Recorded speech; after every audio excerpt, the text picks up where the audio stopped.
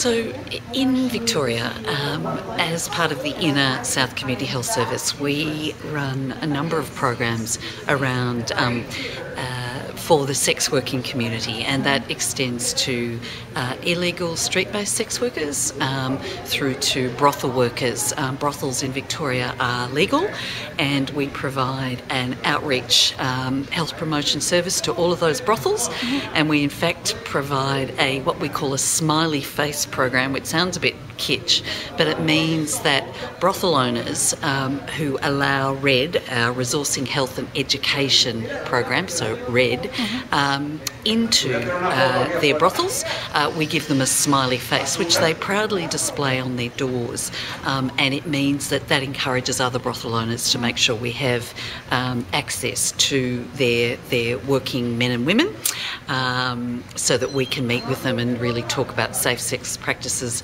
pass on condoms, needle and syringes. So our work with sex workers is also part of a harm minimisation approach that is very, I suppose, common and one of the touchstones for community health practice and support in working in partnership with sex workers. So it's really about recognising that for many sex workers, certainly in the brothels, for some it is a real choice, and it is an active choice that they make, and it is quite a good way for them to make a living.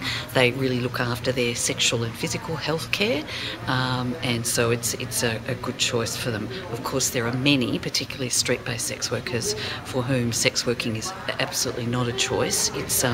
Many are drug dependent, particularly heroin addicted, homeless, and extremely marginalised. So for them, it's a profession of last resort. So part of what we try and do in our program is to look at, again, working in partnership with sex workers, what is it that they want from us? How can we resource them to lead the lives that they want? So for many, they say, I would love to get out of street-based sex work. It is illegal. The police hassle them.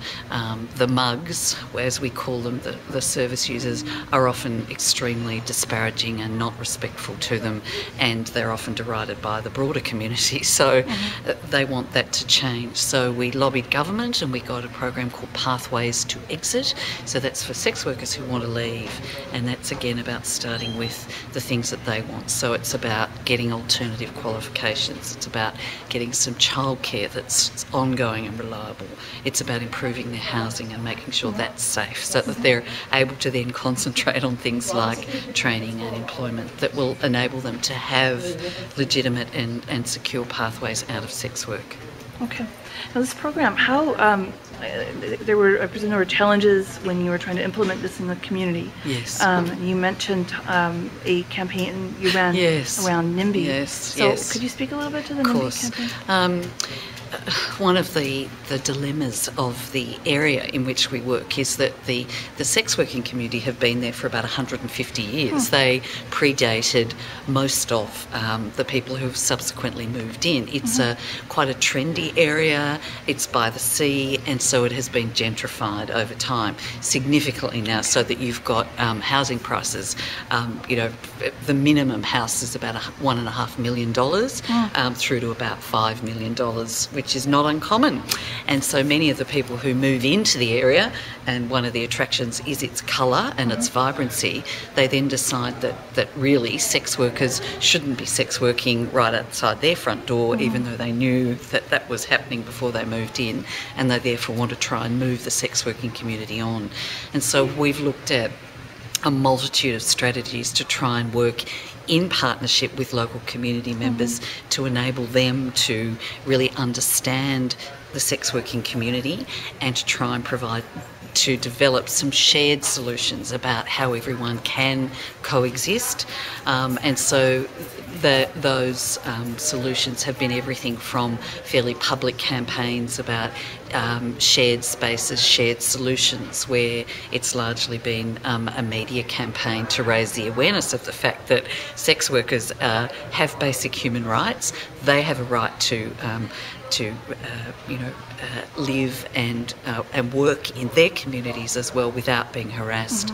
That in itself is not going to change community attitudes, and so we work closely with sex workers themselves so that they can tell us about what they think some of the solutions might be.